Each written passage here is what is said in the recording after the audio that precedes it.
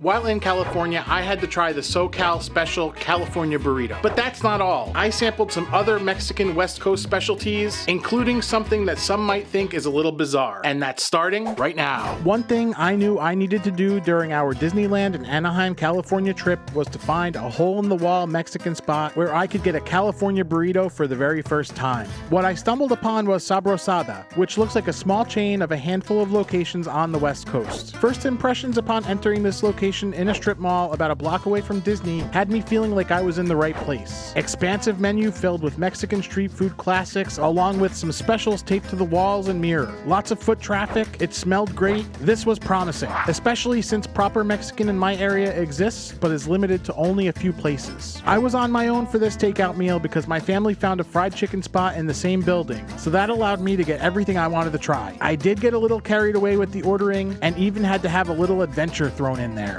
When a Mexican spot has a menu as expansive as this, I have a lot of trouble focusing on specific things to order. I was at a point in the trip where I realized I was on vacation, so spending a couple extra bucks on a meal wasn't a big issue. And believe it or not, that actually made things even harder for me. The California burrito stuffed with French fries was a must, but I couldn't figure out what else I should try. I finally settled on Carne Asada Fries, and I went totally overboard on those because the half portion was something like $1 or $2 less than the full portion. Leaving me to my own devices, I'll probably always order the largest version of something if it looks like the better deal. It's a character flaw, I know, but we had a fridge at the hotel, so the leftovers would become a late night snack later in the trip. Nothing goes to waste. I also saw a sign for mini tacos and noticed that they had cabeza as an option. So I figured a little bit of beef brains and jowls would be a fun thing to try for the very first time for the purpose of the video. Why the hell not?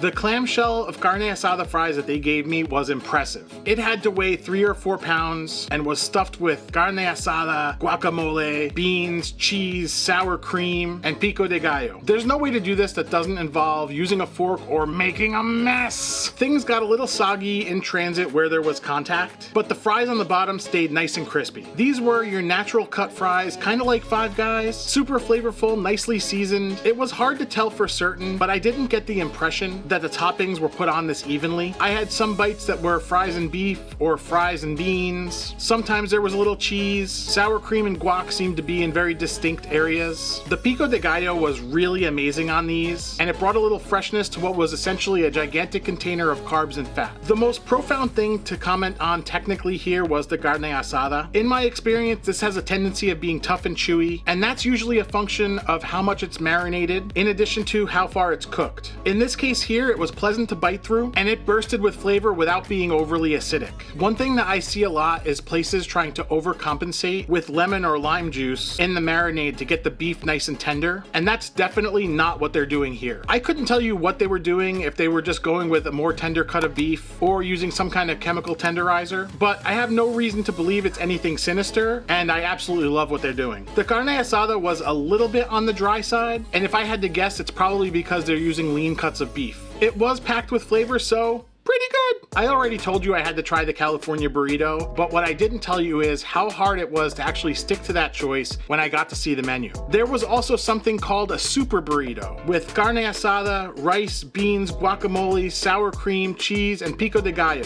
which almost pulled me in that direction, but I figured most of that was already on the fries, so I stuck with the original plan. Their California burrito had carne asada, fries, beans, cheese, pico de gallo, and you'll probably note by this point that I was eating a lot of carne asada and not a lot of other types of meat. Maybe we'll try something else next time. It's fine though, because they gave me plenty of shots of hot sauce, both green and red. Don't forget too that I have a cow face taco coming as well. As far as my first experience with a California burrito, let's call it positive. But there is a lot I really don't understand about this experience. Even though there was pico and cheese inside of the burrito, I thought it was pretty dry, and that makes sense if you factor in that you have this fairly dry carne asada with French fries which are dry, and it's wrapped in a fairly dry tortilla, and Actually, that detail is fairly noteworthy. Maybe we have them here in my area and I haven't come across them yet, but until this meal, I had yet to try a flour tortilla that looked like this. I've seen them on Sam the Cooking Guy, who's located on the West Coast, but in my area, we don't have this type of wrapper. It's more like a rippable, thin pancake that's malleable. But back to the construction, I feel like this burrito could benefit from a little sour cream or guac action, just to make it a little more smooth. I did drench this mother in hot sauce as I ate it, and the flavors were really amazing.